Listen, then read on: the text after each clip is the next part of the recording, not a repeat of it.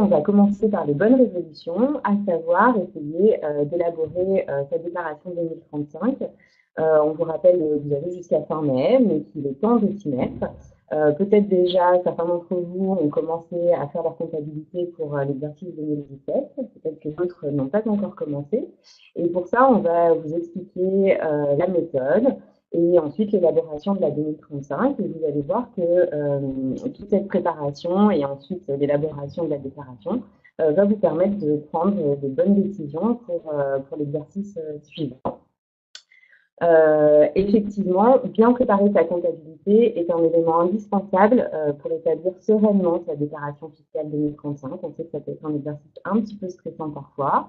Vous pouvez vous faire aider, mais vous devez aussi comprendre ce qui se joue et savoir comment est-ce que vous allez vous y prendre. Cette déclaration vous permet de comprendre votre activité, bien sûr d'anticiper les exercices à venir, mais également de développer votre cabinet et d'optimiser la gestion de celui-ci.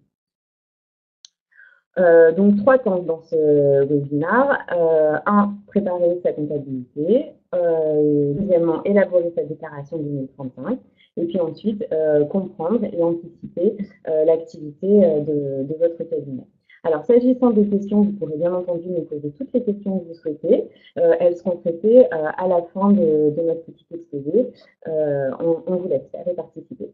Alors, pour préparer sa comptabilité, alors moi, je vais intervenir aujourd'hui sur tout l'aspect technique, étant donné que je suis chef de groupe au cabinet Fiducial Expertise pour les professions libérales. Alors, ce qu'il faut savoir pour vous, qui êtes infirmière, c'est que vous avez une comptabilité de trésorerie. Donc, c'est-à-dire que votre comptabilité est tenue d'après les recettes et les dépenses. Donc, on va enregistrer en comptabilité ce qui est payé et ce qui est encaissé. Alors, on a souvent des questions par rapport à la méthode pour classer les factures. Donc, le mieux qu'on peut vous proposer, c'est de prendre un classeur avec à l'intérieur des onglets par mois. D'accord? Donc, dans ce classeur, vous allez mettre donc, par mois en premier les relevés bancaires. Alors, sur les relevés bancaires, ce qu'il est important de faire, c'est de bien regarder les chèques que vous avez pu faire et d'indiquer le libellé en face. Donc, vous rangez vos relevés bancaires dans le classeur et derrière, vous mettez toutes vos factures dans la liste d'apparition de relevés bancaires. Donc là, par exemple, si on regarde, on a un chèque, on a noté que c'était un chèque pour AXA, l'assurance, donc on va mettre derrière le relevé bancaire la facture AXA. Ensuite, on a une facture de téléphone, par exemple, de télécom, qu'on va mettre à la suite. D'accord? Et ainsi de suite. Et pour terminer, on va mettre nos recettes. Donc là, on a un livre de recettes où vous pouvez éditer vos journaux d'après votre logiciel.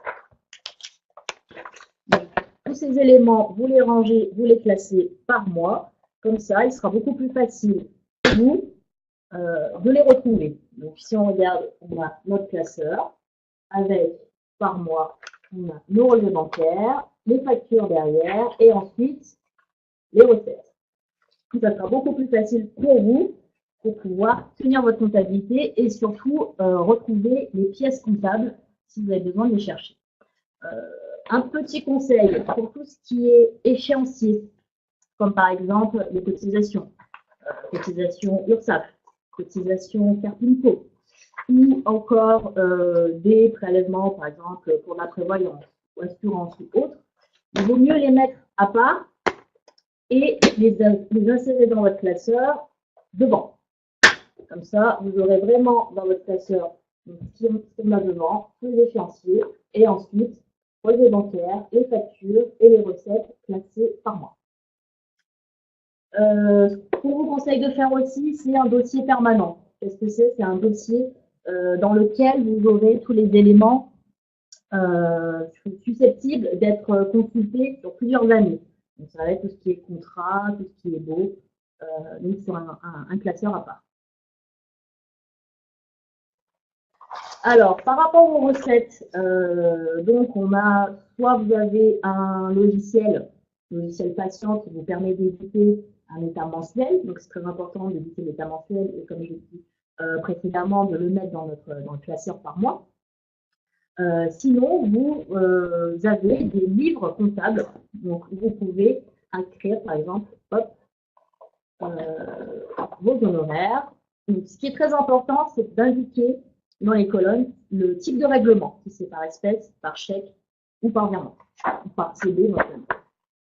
Alors, un petit point sur les immobilisations, parce que vous avez toutes sortes de dépenses, de factures. Il faut savoir que vous pouvez acheter du matériel pour tout ce qui a une valeur unitaire de 600 € TTC, sans hors taxe, il faut les immobiliser. C'est-à-dire que ces dépenses ne seront pas déductibles sur une seule année. On va les fractionner dans le temps. Pour vous, infirmière, la principale immobilisation que vous pouvez avoir, c'est un ordinateur. On n'a pas beaucoup de matériel à acheter au-dessus de 600 € TTC. Donc, un ordinateur qui est amortissable sur 3 ans. Donc, si vous avez un ordinateur, vous allez acheter 900 €, on va déduire 300 € par an pendant 3 ans.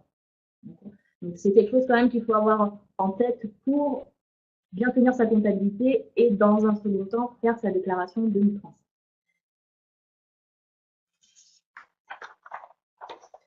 Alors, on va peut-être rappeler juste une seconde de quoi il s'agit quand on parle de dépenses déductibles pour une profession de santé ou pour les professions libérales.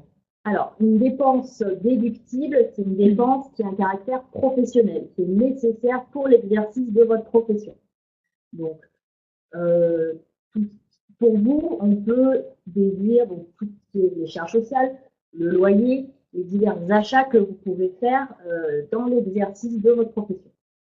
Donc, c'est ce qui va venir se déduire de vos recettes, de votre chiffre d'affaires pour calculer votre bénéfice. On focus sur la conservation des documents. Donc, on rappelait tout à l'heure comment organiser ces documents dans la comptabilité pour ensuite pouvoir traduire ça sur cette déclaration fiscale. On parlait également du dossier permanent, c'est-à-dire le dossier qui va rester au fil des exercices et dont vous allez vous servir à plusieurs reprises, qui va contenir les baux les bails pour votre local ou les contrats, vos contrats de collaboration, vos contrats de remplacement. Tout ce qui reste et ce qui s'inscrit dans votre activité au fil du temps. Donc, on fait un focus sur la conservation des documents. On rappelle que en cas de contrôle fiscal, le délai de reprise de l'administration fiscale est de 3 ans. Ça ne veut pas dire qu'au bout de 3 ans, vous jetez tous vos documents à la poubelle. Il faut les archiver. Et vous devez les conserver quand même durant une certaine durée en fonction de ceci. Donc, on vous a simplement noté pour ceux que vous rencontrez le plus souvent, à savoir les documents comptables et les justificatifs, c'est-à-dire les factures. Vous devez pouvoir les garder une dizaine d'années, 10 ans exactement. Les déclarations fiscales, la copie de vos déclarations fiscales, même si vous les transmettez, vous devez avoir une copie. Donc, ça peut être matériel ou immatériel. Pas d'obligation par rapport à ça. Vous devez les garder 6 ans. Et l'intégralité des actes juridiques, donc que ce soit bien entendu les actes authentiques, les actes notariés, mais aussi les actes sous seing privé, c'est-à-dire les contrats que vous faites entre vous, ils doivent se garder sur une durée illimitée, c'est-à-dire jusqu'à la fin de votre carrière ou de votre exercice libéral. Vous pouvez voir en dessous, on vous a noté le site internet sur lequel vous pouvez avoir un petit peu plus de précision si vous avez un doute sur la conservation des documents. N'hésitez pas à consulter ce lien pour plus de précision. Il y a vraiment tous les types de documents détaillés avec les durées de conservation. Maintenant que la comptabilité est rangée, que les documents sont triés, eh bien, il faut se lancer et élaborer cette déclaration fiscale. Donc, la déclaration fiscale, c'est la synthèse de votre comptabilité. Vous devez mettre en forme tout ce que vous avez trié au fur et à mesure de l'année et pour pouvoir déclarer ça auprès de l'administration fiscale. Alors, on part là du type que vous avez déjà tenu votre comptabilité. Donc, soit au travers d'un logiciel, soit sur des livres comptables. C'est-à-dire que vous avez rangé dans des cases les différents postes de charges que vous avez, les différentes dépenses.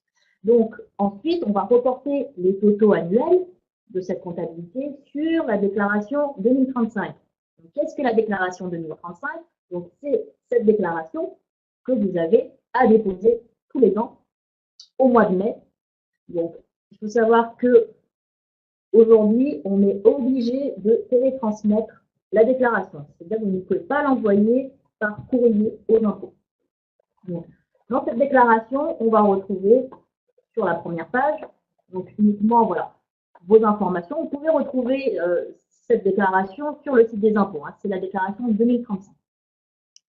Donc, on a ensuite, sur la deuxième page, vous pourrez voir la liste des immobilisations. C'est ce dont on a parlé tout à l'heure, par exemple, sur notre ordinateur. Et on va noter l'ordinateur avec la date d'acquisition, le montant de l'amortissement de l'année. C'est-à-dire, dans notre exemple, sur un ordinateur qu'on aurait acheté 900 € au 1er janvier, on va amortir 300 € au 31 décembre.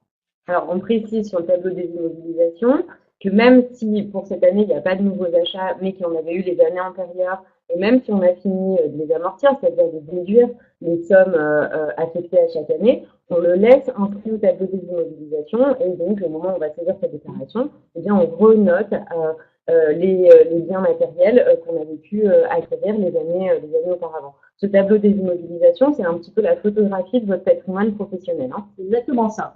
Donc, ce n'est pas parce qu'une immobilisation a été terminée d'être amortie qu'on va l'enlever. D'accord? Donc, il faut la laisser jusqu'à ce que le bien ne soit plus présent dans l'entreprise. Donc, en page suivante, on a tout ce qui est calcul de plus ou moins-value. Donc, ça concerne les immobilisations, le jour où vous pourrez éventuellement les vendre ou les céder. Ce qui va nous intéresser, ça va être surtout la page 2035A. 2035A, c'est la page où on va avoir les recettes sur le haut du document, c'est-à-dire votre chiffre d'affaires. Vous prenez à ce moment-là votre livre de recettes ou alors par rapport à votre logiciel. Et dans la deuxième partie, on aura toutes les dépenses. Donc, toutes les dépenses sont listées en rubrique et vous avez uniquement à reporter les totaux de votre comptabilité dans les cases correspondants. Attention tout de même sur cette déclaration à bien cocher certaines cases qui sont au-dessus. C'est-à-dire en haut la case AK que vous devez cocher parce que votre résultat est déterminé d'après les règles recettes-dépenses. Et vous avez également la case CW pour une comptabilité tenue taxes incluses, c'est-à-dire que vous n'avez pas de TVA dans la plupart des cas. Donc, vous avez vos recettes en haut, le détail de toutes vos dépenses qui sont déductibles. On a par exemple les achats, on peut avoir la CSG, les loyers, les frais de véhicule et divers autres frais que vous pouvez avoir eu pendant votre exercice. Donc, cette première page va nous aider à calculer sur la page suivante 2035B, on aura le calcul de votre bénéfice, c'est-à-dire vos recettes moins vos dépenses déductibles. Donc, c'est sur cette page qu'on aura le bénéfice. On a des annexes à cette déclaration. L'annexe la plus importante pour vous, ce serait la 2069 RCI, que vous pouvez trouver également sur le site des impôts. Sur cette 2069 RCI, on va indiquer tout ce qui est crédit d'impôt. Donc, pour vous, on peut avoir éventuellement un crédit d'impôt formation. Pour les formations que vous avez suivies dans l'année, vous demandez bien une attestation de formation avec le nombre d'heures de formation suivies. Et vous aurez droit à un crédit d'impôt qui est égal au nombre d'heures de formation multiplié par le SMIC horaire. Donc, on pourra avoir un crédit d'impôt dans la limite de 40 heures par an, donc pas plus, sachant que le SMIC 2017 est à 9,76 €. Donc ça vous fait à peu près 380 € maximum de crédit d'impôt, c'est toujours ça de gagner. Encore faut-il remplir cette 2069 RC.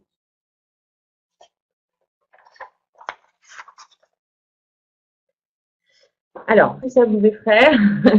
Vous pouvez forcément trouver de l'aide auprès d'un expert comptable, auprès de votre AGA également. Ils sont là pour vous aider. Donc, ils peuvent soit superviser votre comptabilité et vérifier que vous avez fait les choses de manière régulière, soit l'élaborer à votre taille. Si vous avez déjà recours à une AGA ou à un expert comptable, sachez que ce sont a priori eux qui s'occupent de la télétransmission et vous n'avez pas besoin de vous reconnecter sur le site de l'administration fiscale pour saisir à nouveau votre déclaration. On fait juste un petit point sur les AGA. Donc, bien entendu, ils sont là pour vous aider à remplir la déclaration. Ils sont également là pour surveiller votre comptabilité et vous conseiller par rapport à cette comptabilité-là.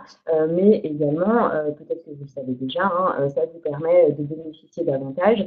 Et le premier de ceci, c'est la non-majoration de votre bénéfice de 50%.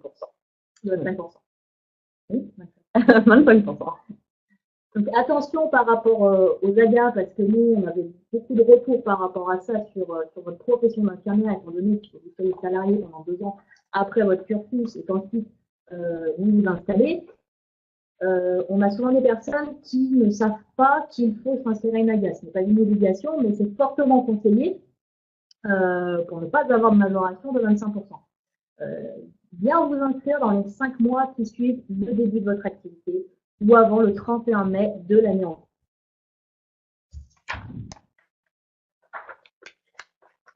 Voilà, donc on a fait le point a priori sur la tenue de la comptabilité, sur l'élaboration de la déclaration fiscale. Donc c'est plutôt lisible. Si la comptabilité est bien tenue, normalement vous avez simplement à reporter sur la déclaration fiscale et bien les totaux qu'ont évité votre logiciel ou que vous avez additionné si vous tenez votre comptabilité manuellement. Je fais juste un petit point sur les obligations légales relatives à la tenue de la comptabilité de façon manuelle, c'est-à-dire hors logiciel. Et ça doit être sur des supports agréés par l'administration fiscale, ça ne peut pas être sur des feuilles volantes, que ce soit pour les recettes ou pour les dépenses. Et si vous prenez un logiciel, et bien de la même façon, il faut que ce soit un logiciel agréé par l'administration fiscale. Le tableur Excel, aussi pratique soit-il, n'est pas légal et votre comptabilité pourrait être remise en question en cas de contrôle. Veillez et soyez attentifs à ça. Une fois que votre déclaration fiscale est faite, donc c'est réellement la synthèse de votre activité sur l'exercice passé, et vous pouvez vous servir des chiffres que vous avez trouvés, c'est-à-dire le montant des dépenses, mais surtout le montant de votre bénéfice, pour comprendre et anticiper votre activité sur l'exercice suivant. Ça va vous permettre de pouvoir faire des choix, et ces choix vont se porter sur certains frais. Alors, au premier rang de ceci, on va parler des déplacements professionnels, puisque c'est une grosse partie pour vous. C'est que vous êtes beaucoup en voiture, que les frais kilométriques sont importants, et il faut pouvoir s'interroger sur l'opportunité d'être aux frais réels ou d'être au régime forfaitaire. Il en est même, on fera juste un petit point sur le régime micro-BNC, à savoir s'il est nécessaire pour vous de bénéficier de ce régime ou bien de rester au réel. Déterminer ses frais, ça veut réellement dire optimiser son résultat. Donc un petit point peut-être sur le déplacement professionnel. Un petit point sur les frais professionnels parce que en moyenne sur votre profession, donc en moyenne nationale, les frais de déplacement représentent plus de 10% de votre chiffre d'affaires. Donc c'est un poste quand même qui est très important et nous on est très souvent questionnés par rapport à ça. Donc comment on peut déduire ces frais? On a 2 possibilités. Donc soit sur les frais réels, soit sur les indemnités kilométriques, c'est-à-dire des frais forfaitaires. Donc, les frais réels, qu'est-ce que c'est? C'est qu'on prend tous vos frais de déplacement, c'est-à-dire le carburant, l'assurance, l'entretien du véhicule, donc éventuellement le loyer du véhicule, ou alors si vous l'avez acheté, on calculera à l'amortissement. Et à tous ces frais, on applique un prorata, c'est-à-dire qu'on va les multiplier par le kilométrage professionnel parcouru, divisé par le kilométrage total parcouru dans l'année, qui va nous donner le montant déductible de ces frais de déplacement professionnel. Ça peut être un petit peu compliqué, un petit peu fastidieux, il faut garder toutes les factures, bien sûr. On peut sinon opter pour les frais forfaitaires. Alors les frais forfaitaires, c'est quoi? C'est qu'on va juste noter le kilomètre professionnel parcouru dans l'année, c'est-à-dire un aller-retour de métier de travail par jour, plus les tournées que vous pouvez faire, également les déplacements pour aller en formation, pour aller à la banque, pour aller voir votre comptable, etc. Vraiment tout ce qui est professionnel. Et à ce montant de kilomètres parcourus, on va appliquer un coefficient. Donc le coefficient est édité tous les ans par l'administration fiscale, suivant la puissance fiscale de votre véhicule. Donc vous allez limiter à 7 chevaux. Limité à 7 chevaux. Si vous êtes à 8, 9, on sera limité à 7. Donc on multiplie donc le kilométrage parcouru. Ce coefficient nous donne l'indemnité kilométrique qu'on va déduire dans l'année. Pour les professions comme les infirmières, très sincèrement, le barème est dans peut-être 90% des cas, voire plus, utilisé. Pourquoi? Parce que c'est un barème qui est vraiment très avantageux pour vous. Plus on fait de kilomètres, plus il est avantageux. Donc, attention, l'option est à faire au 1er janvier de l'année. Et c'est un caractère global et annuel. C'est-à-dire que si vous utilisez deux voitures, vous ne pouvez pas vous dire je vais en prendre une au réel et une autre aux indemnités kilométriques. Donc, bien faire attention si vous changez de véhicule en cours d'année. Donc ça, c'est vraiment, c'est vraiment des points importants et des points sur lesquels on est souvent questionné. Voilà. Et on ne peut pas prendre cette décision à la fin de l'année. C'est pour ça que tout à l'heure, on parlait d'anticiper son activité au regard de la déclaration précédente, puisqu'il faut prendre l'option réelle ou forfaitaire au 1er janvier et ensuite vous y appliquez tout au long de l'année. Il s'agit de faire un point en fin d'année pour savoir si l'option était la bonne, si vous continuez soit à être au réel, soit à être au forfait, pour savoir si vous reportez ça l'année suivante. Exactement. Donc c'est pour ça qu'on a appelé cette partie comprendre et anticiper, pour que vous puissiez voir par rapport aux frais que vous avez, anticiper quelle est la meilleure décision, dans quel cas vous serez le plus avantagé par rapport aux frais pour avoir un bénéfice moins important et de là payer un petit peu moins d'impôts. Donc, pour revenir à ces indemnités kilométriques, il faut bien comprendre que vous pouvez ajouter à ces indemnités kilométriques les frais de péage et les frais de parking. Parce qu'il y a dans cette enveloppe d'indemnités kilométriques la dépréciation du véhicule, l'assurance, le carburant et l'entretien. Donc, c'est-à-dire que pour tous ces frais, vous n'avez pas besoin de garder vos justificatifs ni de les payer avec votre compte professionnel parce qu'on utilise le barème d'indemnités kilométriques. Après, ça, c'est vraiment à voir au cas par cas par rapport aux frais que vous pouvez avoir. D'accord? Donc, ensuite, voir un petit peu sa comptabilité, comprendre, connaître ses chiffres surtout, peut nous aider à faire le choix de se déclarer au réel ou en micro-BNC. Donc, le réel, c'est quoi? C'est tout ce dont on vient de parler. On fait notre comptabilité, on prépare notre 2035 pour l'envoyer. Donc, on est d'office au régime réel si notre chiffre d'affaires dépasse 70 000 euros. Donc, nouveau seuil. Cette année, à partir du 1er janvier 2018, il était bien inférieur avant et c'est pour ça qu'on en parle maintenant, puisque 70 000 euros de recettes, eh bien, c'est un chiffre qui peut vous concerner. Exactement, ça peut vous concerner parce que en moyenne nationale, on a 78 800 euros de chiffre d'affaires pour les infirmières. Donc, c'est-à-dire que voilà, c'est vraiment une moyenne, donc on en a qui vont être au-dessus et on en a beaucoup qui vont être en dessous également. Donc, ça peut potentiellement vous concerner. Par contre, qu'est-ce que ça signifie être en micro-BNC? C'est-à-dire qu'on n'a pas de comptabilité à tenir. On aura à déclarer uniquement notre chiffre d'affaires. On déclare notre chiffre d'affaires sur notre déclaration d'impôt personnel et ensuite l'administration fiscale va appliquer un abattement de 34%. Donc, 34% pour l'administration fiscale, ça comprend tous vos frais. Tous les frais de déplacement, vos achats et aussi vos charges sociales. Donc, ça peut être une solution qui peut être intéressante pour vous, qui peut être pratique également, qu'il faut voir par rapport à la tenue de votre comptabilité, par rapport aux chiffres que vous allez ressortir, c'est voir si vos charges sont supérieures ou non à 34% de votre chiffre d'affaires. Si votre chiffre d'affaires est en dessous de 70 000 euros, que vos frais représentent moins de 34%, Il n'y a pas de question à se poser, il faut vous déclarer en micro-BNC. Dans le cas contraire, ce sera plus intéressant pour vous d'être au régime réel, même si on est en dessous de 70 000 euros. Par rapport aux moyennes, il faut savoir que le bénéfice représente 56% de votre chiffre d'affaires. Donc, c'est-à-dire que vous avez en moyenne pour une infirmière 42% de frais. Donc, c'est assez rare que ce soit plus intéressant pour vous d'être en micro-BNC. À voir éventuellement sur des débuts d'activité où ça peut valoir le coup. Ou quand vous êtes encore bénéficiaire de l'ACRE. Exactement. Parce que du coup, vous n'avez pas beaucoup de charges sociales. Donc, attention, pour le régime micro, BNC, normalement, il faut faire l'option avant le 1er février de l'année. Cette année, étant donné qu'ils viennent de modifier les seuils, on aura jusqu'au mois de mai, la date du dépôt de la déclaration, pour faire l'option d'être en micro ou d'être en réel. Élaborer sa 2035, ça vous permet de comprendre sa comptabilité, ça vous permet aussi d'anticiper les éventuelles régularisations. On sait que sur les charges sociales, il y en a régulièrement. Oui, alors souvent aussi, ce qu'on nous pose comme question, c'est comment fonctionne l'URSSAF, comment fonctionnent les charges sociales, mon impôt, combien je dois mettre de côté pour pouvoir anticiper un petit peu ces régularisations qui vont arriver.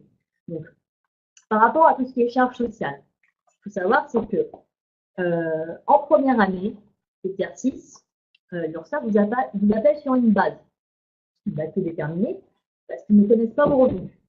La deuxième année, vous êtes toujours sur un forfait, deuxième année d'activité. Et c'est uniquement la troisième année où vous êtes appelé sur la base des résultats réels de la première année, c'est-à-dire les derniers revenus connus. Donc, vous avez toujours un décalage de 2 ans sur la base de calcul des charges sociales de l'URSSAF. Ça, c'est à savoir. Et vous avez dans un second temps des régularisations qui vont arriver. Donc, vous faites votre comptabilité, vous faites votre déclaration de revenus. Ensuite, au mois de juin, l'URSSAF vous demande les résultats que vous avez eus. Vous faites votre déclaration à l'URSSAF et vous avez les régularisations qui arrivent au mois d'octobre à peu près à payer sur novembre et décembre. Donc, on a toujours ce décalage d'1 an sur les régularisations et de 2 ans sur la base de calcul de l'URSSAF. Donc, il faut bien anticiper ces régularisations qui peuvent être importantes, surtout sur les 3 premières années de votre activité. Quand ensuite, vous avez une activité qui est plutôt lissée sur les années, vous n'avez pas des régularisations qui sont très importantes. Donc, bien faire attention à ces régularisations. Et par rapport aux impôts, vous faites votre déclaration. Au 31 décembre, vous avez calculé votre résultat.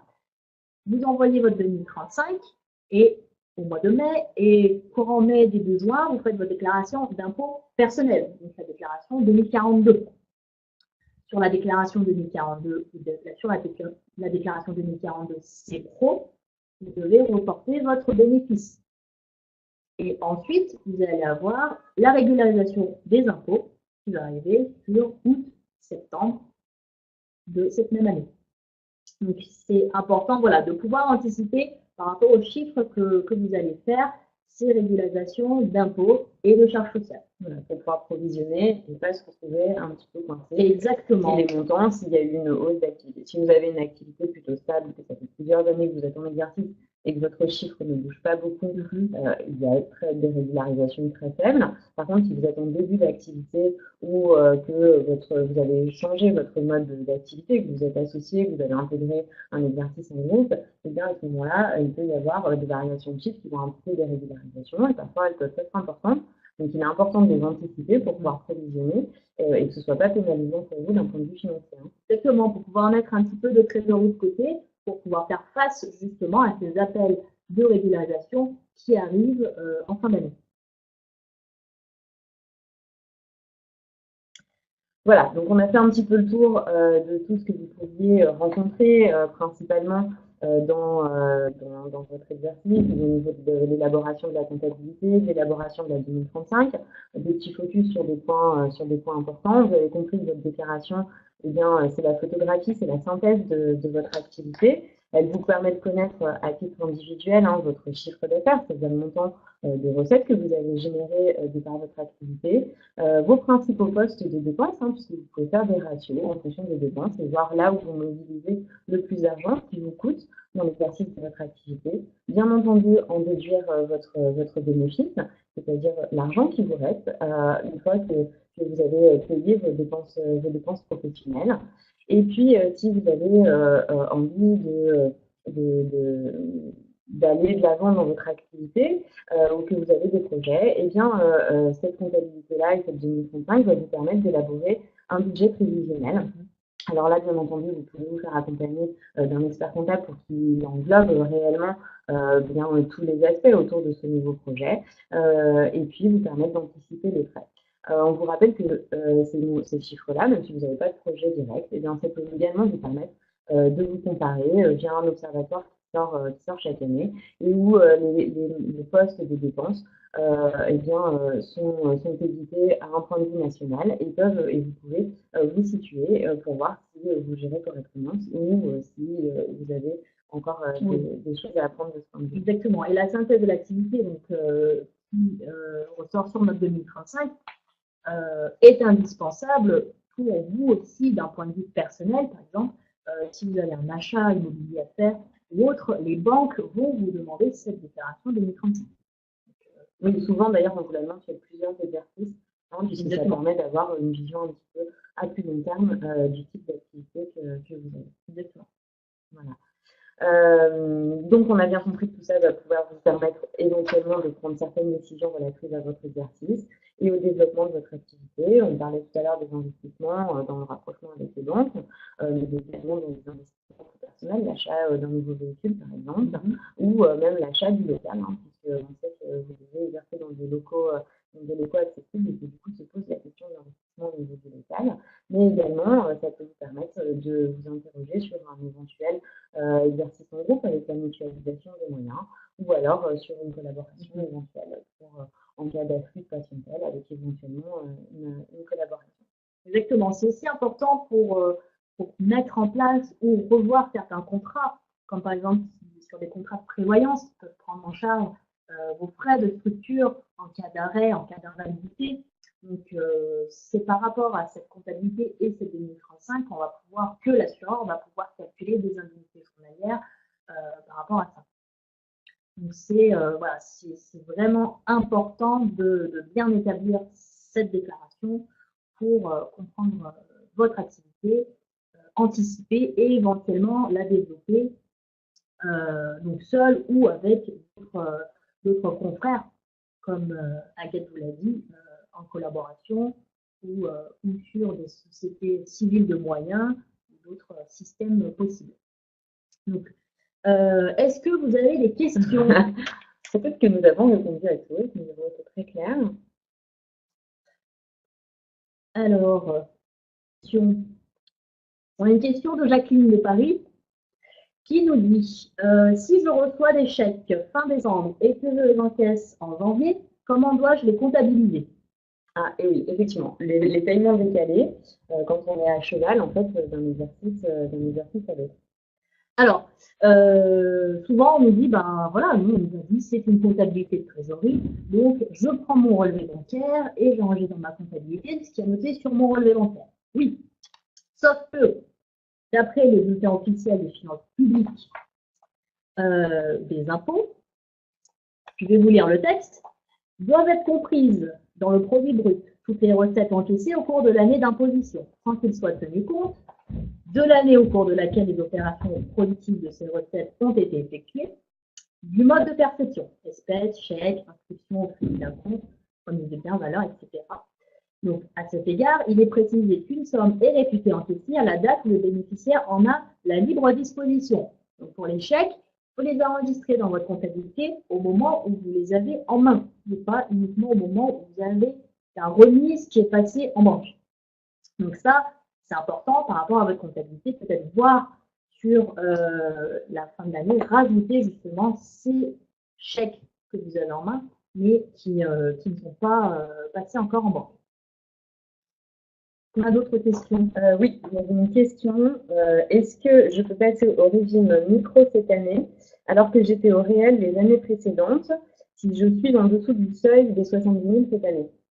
Alors cette année, c'est un petit peu particulier, étant donné que le seuil a changé.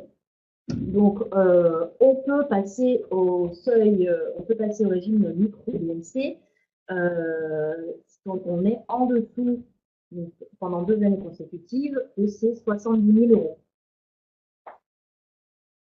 On a d'autres questions? Pour se faire de l'essence.